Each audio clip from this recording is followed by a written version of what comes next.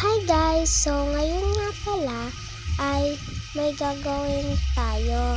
At ituturo ko sa inyo ang isang secret sa Avatar World. Sa pet shop. So first, pumunta ka muna sa pet shop.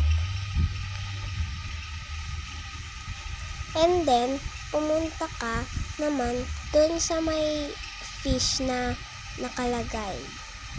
And then, pindutin mo siya. May makikita kang butas doon. So, bumalik tayo dito. And then, pumunta tayo sa dagat. Yan. Tapos, may makikita din tayo dito. Yan.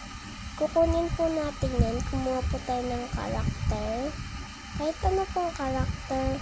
And then po, pagkakuha nyo po, bumalik po tayo sa pet shop. Yan. Balikan po natin yung may butas. And then, ilagay po natin yung nakuha po natin. Yan po. Tapos, meron pong lalagay na 2 prize. Yan lang po sa ngayon. Bye!